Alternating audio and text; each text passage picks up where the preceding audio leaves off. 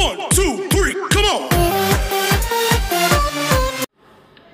Ya, anak-anakku, bertemu kembali kita ya. Hari ini kita akan belajar masih di tematik, di mana kita akan pelajari yaitu tematik tema 5, subtema yang pertama di pembelajaran 1 sampai dengan yang ketiga. Ya, biasakan sebelum belajar kalian berdoa terlebih dahulu. Oke? Ya, sekarang kita akan menuju ke IPS, itu masih tentang ASEAN ya. Sebetulnya ini sudah dipelajari dalam tema yang lalu ya. Tapi kita ulang lagi, tidak apa-apa. ASEAN didirikan pada tanggal 8 Agustus 1967 di Bangkok, Thailand. Nah, tujuan ASEAN itu menjalin kerjasama antar negara Asia Tenggara. Nah, kemarin kita juga tahu para menteri luar negeri Indonesia, Filipina, Singapura, Malaysia dan Thailand itu menandatangani deklarasi ASEAN atau yang disebut dengan deklarasi Bangkok, di mana deklarasi Bangkok itu menandai berdirinya suatu organisasi yang diberi nama ASEAN atau Perhimpunan Bangsa-Bangsa Asia Tenggara. Nah, sekarang perluasan anggota ASEAN ya.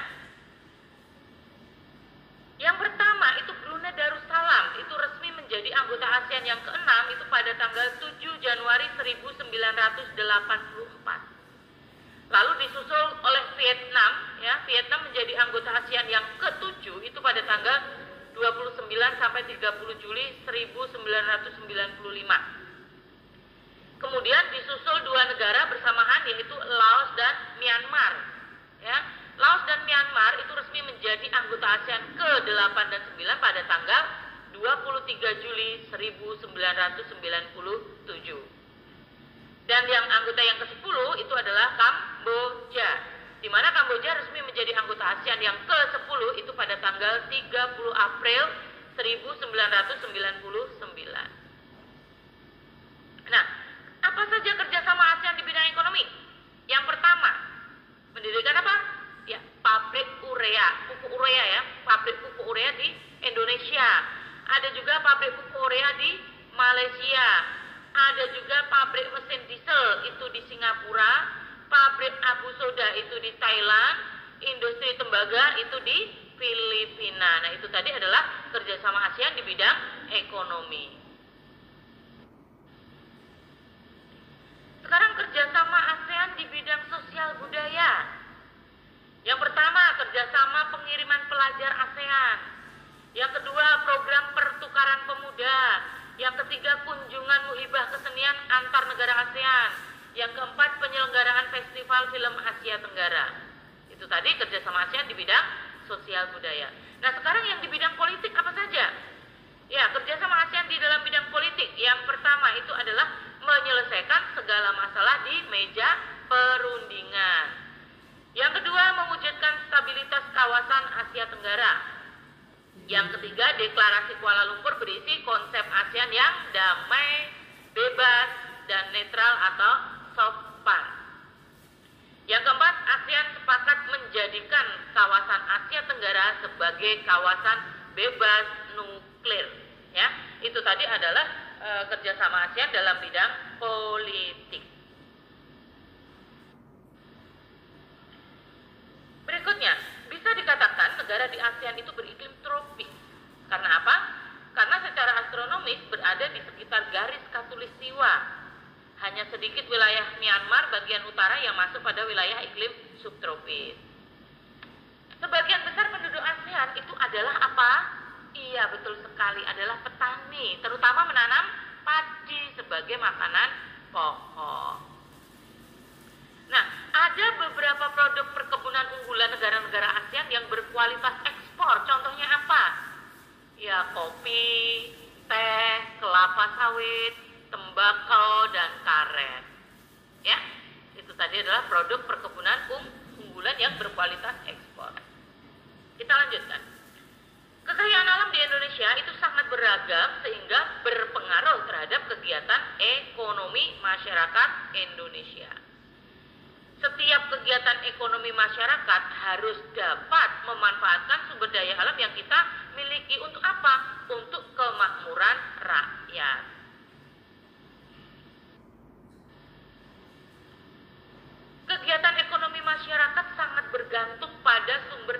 alam yang dimiliki daerahnya. Contohnya bagaimana?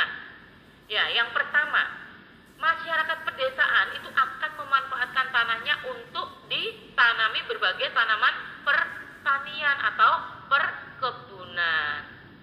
Sedangkan yang kedua itu masyarakat daerah pesisir pantai. Nah, kalau daerah pesisir pantai apa? Ia mengandalkan hasil perikanan laut. Nah, itu adalah kegiatan ekonomi masyarakat. Jadi sangat bergantung pada sumber daya alam yang dimiliki oleh daerahnya tersebut. Jelas ya? Ya, oke, kita lanjut. Beberapa kegiatan ekonomi yang tumbuh dan berkembang di masyarakat Indonesia itu antara lain. Yang pertama di pertanian dulu. Ya, kita bahas yang pertanian dulu. Negara Indonesia dikenal sebagai negara agraris. Mengapa? Iya, karena sebagian besar mata pencarian penduduknya adalah dari pertanian. Secara umum, sistem pertanian yang biasanya diupayakan di negara kita itu terdiri 3 kelompok besar. Yaitu yang pertama, pertanian lahan basah, itu biasa dinamakan pertanian sawah. Yang kedua, pertanian lahan kering, itu misalnya jagung, contoh tanamannya ya, jagung, kedelai, kacang tanah. Terus yang ketiga yaitu pertanian ladang. Pertanian ladang itu contohnya padi dan beberapa jenis palawija. Yang kedua yaitu perkebunan ya. Kalau tadi pertanian, sekarang perkebunan. Usaha perkebunan yang dilakukan oleh pemerintah itu dikelola oleh PT Perkebunan atau PTP. Dan biasanya dalam jumlah yang cukup luas. Nah, kalian pasti bisa menyebutkan hasil perkebunan. Misalnya apa? Iya, karet. Nah, karet itu cocok ditanam di dataran rendah ya. Nah, kalian harus tahu nih. Karet itu disadap getahnya. Dan getahnya diolah menjadi lembaran karet. Ya. Jadi karet itu berasal dari pohon karet yang disadap getahnya. Lalu contoh hasil perkebunan yang kedua yaitu kelapa sawit ya. Kelapa sawit itu tumbuh subur di dataran rendah. Kelapa sawit itu dijadikan minyak goreng, margarin dan sabun. Sedangkan ampasnya itu bisa diolah menjadi kertas. Ya, jelas ya? Oke, contoh hasil perkebunan yang berikutnya adalah kopi. Ya, kalian tahu, bisa menyebutkan ya beberapa jenis kopi. Contohnya apa? Kopi Arabica, kopi Liberia, kopi Robusta ya. Itu jenis-jenis kopi ya. Nah, Indonesia sendiri itu sudah mengekspor kopi itu sudah sejak zaman Belanda. Lalu yang berikutnya, contoh hasil perkebunan yang berikutnya cengkeh. Cengkeh ya. Tanaman cengkeh cocok ditanam di daerah pegunungan. Cengkeh adalah bahan baku untuk industri rokok dan obat-obatan ya. Tapi kalian tidak boleh ya, belajar merokok tidak boleh. Lalu yang contoh yang berikutnya teh. Ya, kalian pasti sudah tahu ya teh ya. Ya, tanaman teh tumbuh subur di pegunungan ya. Tanaman teh diambil apanya? Diambil pucuk daunnya. Teh biasanya digunakan untuk apa sih? Iya, untuk minuman ya, untuk membuat minuman. Lanjut ya, contoh yang berikutnya yaitu kelapa. Daging buah kelapa kering itu disebut apa? Iya, disebut kopra. Kopra diolah menjadi minyak goreng dan margarin. Lalu contoh yang berikutnya lada. Lada diambil apanya? Ya, diambil bijinya. Biasanya digunakan untuk apa? Penyedap makanan, ya untuk bumbu masak ya, untuk bumbu masak, untuk bahan obat-obatan juga bisa ya lada itu ya. Kalau lada rasanya apa? Iya, agak pedes-pedes gitu ya. Oke, kita lanjutkan. Contoh hasil perkebunan yang berikutnya yaitu pala. Pala diambil bijinya dan digunakan sebagai rempah-rempah. Contoh berikutnya kina. Kina adalah bahan obat anti malaria. Pelkina disebut juga dengan pelkinena. Ya, pelkinena. Lalu contoh yang berikutnya tembakau ya, tumbuh subur di dataran rendah dan dataran tinggi. Tembakau diambil daunnya untuk dijadikan rokok, iya. Nah, pasar tembakau Indonesia itu adalah di kota Bremen. Bremen itu di mana? Di Jerman, ya betul sekali. Oke, contoh yang berikutnya tebu. Nah, pernah melihat tanaman tebu? Ya, tebu ditanam di dataran rendah. Tebu itu bahan baku untuk membuat apa? Membuat gula, ya betul sekali. Pinter ya kalian ya.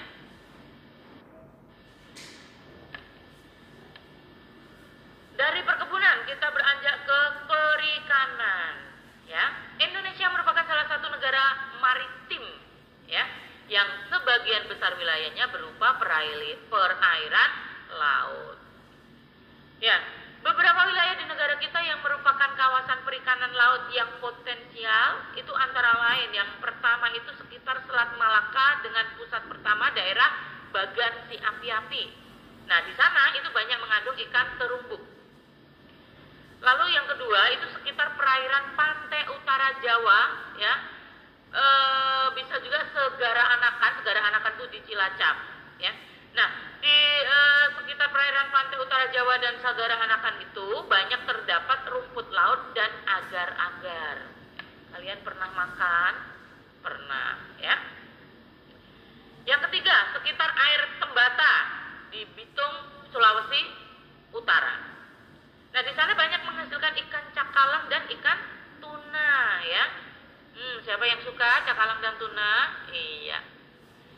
Yang keempat yaitu perairan Maluku. Nah, di sana banyak ikan cakalang, rumput laut dan jenis ikan hias.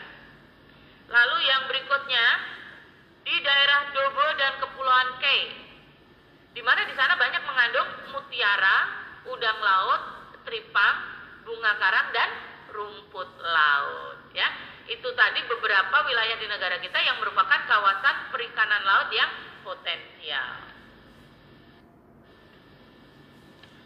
Lalu kita beralih, ya, dari perikanan kita beralih ke peternakan. Peternakan dapat memanfaatkan sumber daya alam, misalnya tumbuhan. Tumbuhan itu biasanya untuk bahan pakan ternak, biasanya berupa rumput, ya, dan dedak, ya. Kalau airnya untuk minuman ternak. Kalau tanahnya untuk kandang atau tempat penggembalaan. Penduduk yang memelihara ternak disebut peternak, iya. Hasil ternak itu merupakan sumber daya hewani. Contohnya apa sih hasil ternak itu? Ya, bisa diambil kulitnya, bisa diambil telurnya, bisa diambil susunya, bisa diambil dagingnya dan tenaganya, ya. Nah, itu hanya sekitar peternakan, ya. Dan kita akan beralih ke perindustrian. Kegiatan perindustrian itu dapat dilaksanakan di rumah atau di pabrik. Nah, kalau dilaksanakan di rumah namanya apa?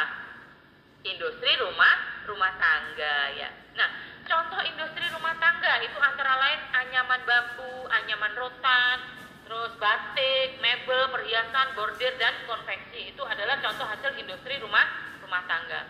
Nah, sekarang kalau industri besar itu adalah industri yang pabrik, ya.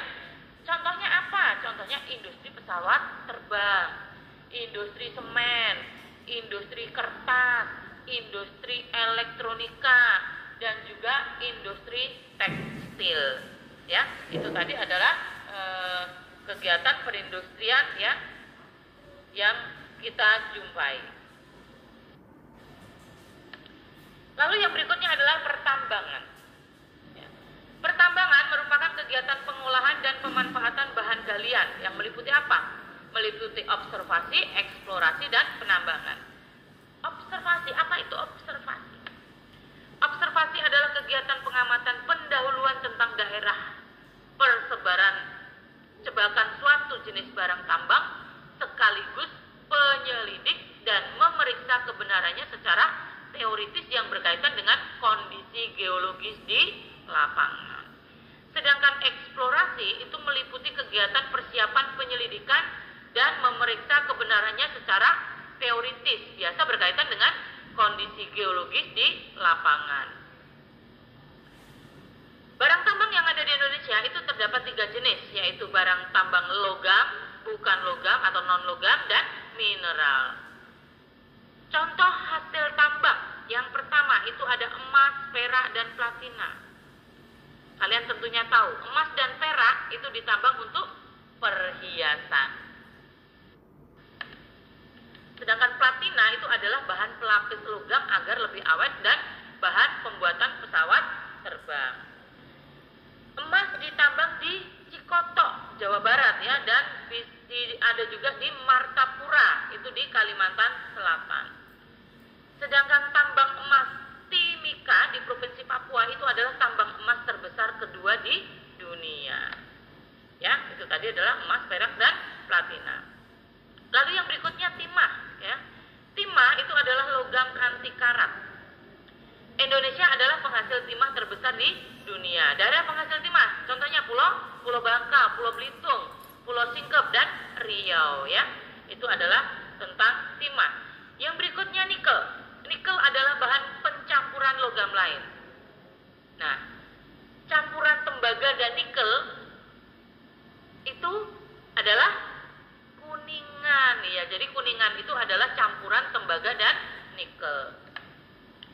Nikel itu ditemukan di Sorowako. Sorowako itu di Sulawesi Selatan, dan Pulau GB itu di Papua. Yang berikutnya adalah tembaga. Tembaga adalah bahan pengantar panas. Tambang tembaga di Indonesia itu adalah tembaga pura, itu ada di Papua. Yang berikutnya adalah aluminium. Aluminium terbuat dari boksit ya. Aluminium adalah bahan untuk membuat alat-alat dapur dan badan pesawat terbang. Aluminium itu ditemukan di Pulau Bangka dan Belitung ya. Oke. Dari aluminium kita beralih ke besi. Tambang besi di Yogyakarta, ada juga di Cilacap, ada juga di Sumatera Selatan, Lampung, dan Sumatera Barat. Yang berikutnya adalah mangan. Mangan adalah bahan baku batu baterai ya. Mangan terdapat di Kulon Progo. Kulon Progo itu daerah Yogyakarta ya. Dan Karangnunggal. Karangnunggal itu di Jawa Barat. Yang berikutnya adalah minyak bumi. Indonesia adalah anggota organisasi negara-negara pengekspor minyak dunia atau biasa disebut dengan OPEC. Pengolahan minyak bumi ditangani PT Pertamina dan perusahaan asing, yaitu contohnya Caltex ya, Caltex dari Amerika Serikat. Minyak mentah adalah bahan bensin, solar, minyak tanah, aftur, pelumas mesin, plastik, aspal, dan lilin. Aftur, apa itu aftur? Bahan bakar pesawat ya. Nah, minyak mentah itu diolah di kilang minyak. Nah, kilang minyak terdapat di daerah mana saja? Ya, ada di Cilacap dan Cepu itu di Jawa Tengah, dan ada juga di Sorong. Sorong itu di Papua. Gampang bukan? Ya, selanjutnya gas bumi. Gas bumi adalah bahan LNG dan LPG. LNG itu adalah gas alam cair dan bahan pembuat pupuk. Kalau LPG adalah gas alam yang dimanfaatkan. LPG dalam bentuk tabung digunakan untuk memasak. Kalian di rumah pasti ada ya, tabung LPG ya. Oke, dari IPS kita akan beralih ke IPA, di mana IPA kita akan belajar tentang magnet ya. Oke, kita mulai ya. Batu magnet adalah batu yang dapat menarik benda-benda tertentu. Nah, pertama kali batu magnet ditemukan tanpa sengaja di kota Magnesia yang terletak di wilayah Asia Kecil. Karena ditemukan di kota Magnesia, batu itu disebut magnet. Benda yang dapat ditarik oleh magnet itu disebut benda magnetis. Sedangkan benda yang tidak dapat ditarik oleh magnet itu disebut benda non-magnetis atau tidak magnetis. Oke, lanjut ya. Lanjut. Benda yang ditarik magnet biasanya terbuat dari besi, baja, atau bahan yang mengandung keduanya. Contohnya apa? Peniti ya, sendok ya, klip kertas. Tahu kan klip kertas yang kecil putih itu ya? Lalu benda yang tidak dapat ditarik oleh magnet itu biasanya dibuat dari apa?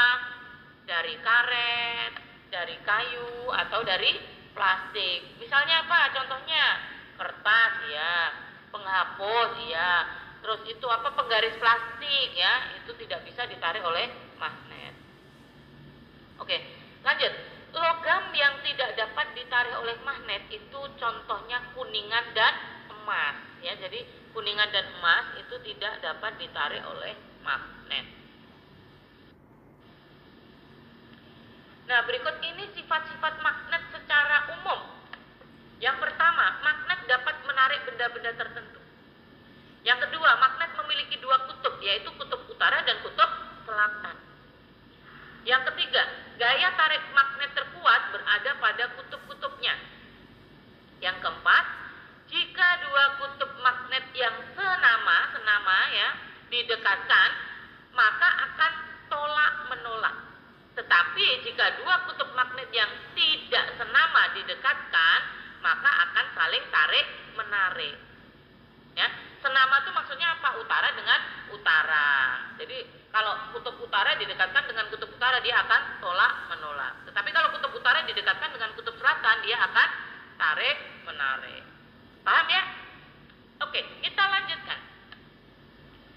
Gaya magnet adalah gaya yang dimiliki oleh magnet sehingga dapat menarik benda-benda lain.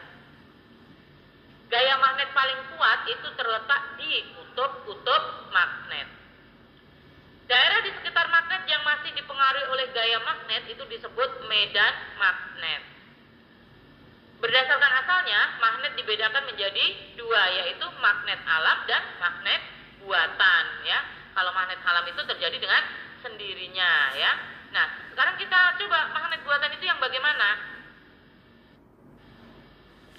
Magnet buatan adalah magnet yang sengaja dibuat oleh manusia ya. Nah, bentuk magnet yang biasa kita temui antara lain magnet apa saja? Ya, magnet batang, magnet jarum, magnet silinder, magnet ladam. Ladam itu seperti tapal kuda ya bentuknya ya. Oke. Magnet buatan itu dapat dibuat sementara atau tetap. Jadi bisa sementara, bisa juga tetap. Nah, magnet sementara itu sifat kemagnetannya hanya sementara dan mudah hilang. Tapi kalau magnet tetap, itu sifat kemagnetannya itu tetap dan sulit dihilangkan. Ya, nah sekarang bagaimana cara membuat magnet buatan? Ya, magnet buatan dapat dibuat dengan cara yang pertama, digosokkan. Itu dengan cara menggosokkan magnet tetap pada besi atau baja. Yang kedua, cara induksi. Itu dilakukan dengan cara mendekatkan magnet pada batang besi atau baja.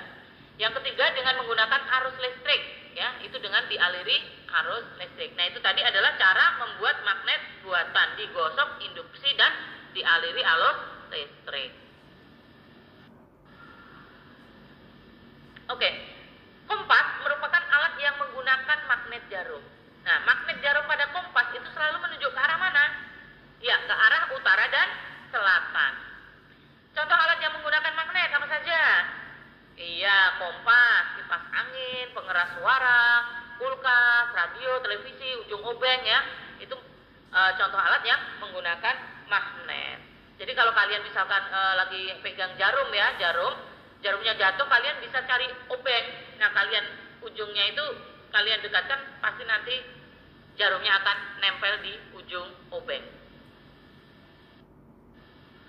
Oke, dari IPA ya tentang magnet kita beralih ke bahasa Indonesia, di mana bahasa Indonesia yang akan kita pelajari adalah tentang formulir ya. Nah, kalau berbicara tentang formulir, kalian pasti sudah tahu ya, kalian karena sering mengisi formulir. Apa sih sebetulnya formulir itu?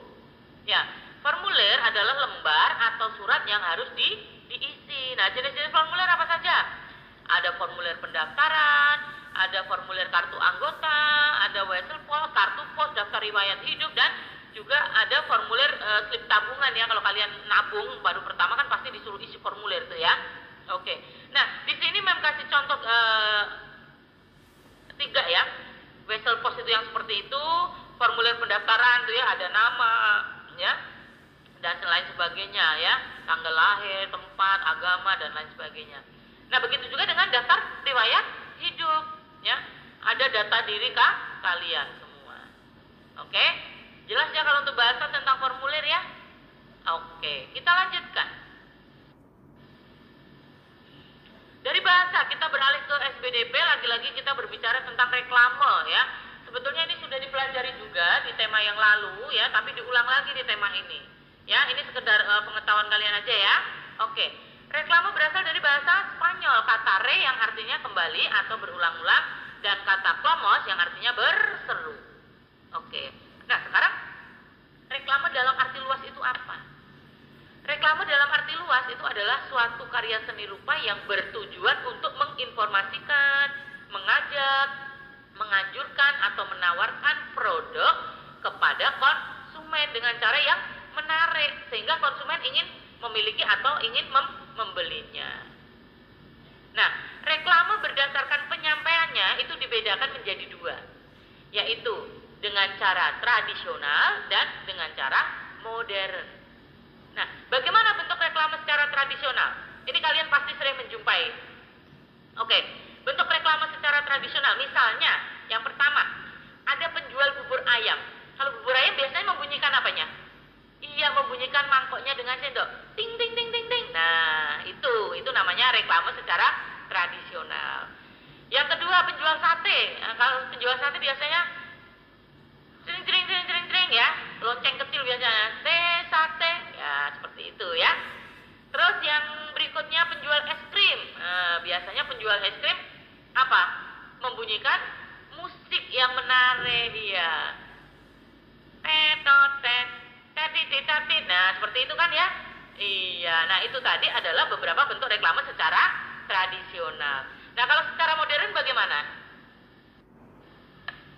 Ya, reklame dalam bentuk modern itu contohnya poster, spanduk, brosur, selebaran, logo, baliho, dan embalase. Itu kalian juga sudah pelajari ya di materi yang lalu ya. Oke, ini memnya tinggal mengulang saja. Fungsi reklame antara lain, yang pertama jelas memberikan informasi kepada khalayak ramai. Yang kedua mempengaruhi atau membujuk konsumen sehingga mereka ingin membeli. Yang ketiga menciptakan kesan tertentu tentang barang atau jasa yang direklamekan, jadi biar tertarik ya pembelinya. Yang keempat memberi kepuasan tertentu sesuai dengan keinginan konsumen. Dan yang kelima itu merupakan alat komunikasi antara penjual dengan calon pembeli. Nah, itu adalah fungsi reklame. Sedangkan syarat pembuatan reklame, yang pertama adalah mencolok, jadi supaya mudah untuk dilihat khalayak ramai. Jadi dibuat mencolok sehingga khalayak ramai itu akan tertarik. Syarat yang kedua, jelas, singkat, dan mudah dipahami. Jadi kalimat yang digunakan itu harus singkat, jelas, dan mudah dipahami oleh para pembacanya atau khalayak ramai. Lalu yang ketiga, menarik. Nah, harus mampu menarik khalayak ramai ya dalam pembuatan reklame ya. Terus yang keempat yaitu jujur, di mana dalam pembuatan reklame itu harus memuat pesan yang benar dan jujur serta tidak mengada-ada. Ya, harus jujur. Ya, kalau barangnya bagus ya katakan bagus, jangan barang jelek dikatakan bagus ya. Yang berikutnya yaitu dilakukan secara berulang-ulang supaya lebih dikenal oleh khalayak ramai. Ya. Kita lanjutkan lagi masih di reklame ya, macam-macam reklame. Macam-macam reklame menurut tujuan pengadaannya. Itu ada dua. Reklame komersial dan reklame non-komersial. Reklame komersial itu tujuannya untuk memperoleh keuntungan yang sebesar-besarnya. Sedangkan reklame non-komersial itu untuk mengajak, menghibur, dan menyampaikan informasi agar bersedia mengikuti pesan yang disampaikan. Ini juga sudah dipelajari pada materi yang lalu. Lalu menurut sifatnya itu ada tiga. Yang pertama reklame penerangan, itu bersifat menyampaikan informasi kepada masyarakat. Yang kedua reklame peringatan ya, karena peringatan berarti bernada mengingatkan kepada masyarakat ya. Lalu reklame permintaan atau ajakan ya, itu berarti dia mengajak warga supaya bersedia memenuhi ajakan ya untuk peduli terhadap sesama melalui gambar reklame ya, itu menurut sifatnya. Sekarang menurut tempat pemasangannya. Menurut tempat pemasangannya itu ada reklame dalam ruangan atau indoor, ada juga reklame luar ruangan atau outdoor. Nah, reklame indoor itu adalah reklame yang dipasang di dalam ruangan. Contohnya apa? Brosur, tiket ya, itu contohnya indoor. Kalau yang outdoor contohnya spanduk, baliho, papan nama, logo ya, itu dipasang di luar ruangan. Nah, kalau tadi menurut tempat pemasangannya, sekarang menurut medianya ya. Menurut medianya itu ada reklame audio dan ada reklame visual. Reklame audio yaitu reklame yang diwujudkan melalui suara, baik langsung atau tidak langsung. Jadi melalui suara ya. Kalau reklame visual itu reklame yang diwujudkan dalam bentuk gambar. Misalnya apa? Iklan, poster, baliho, spanduk, embalase, etiket atau label, pamflet, plakat, buklet, papan nama, mobile, neon box dan kalender. Nah, itu tadi adalah reklame menurut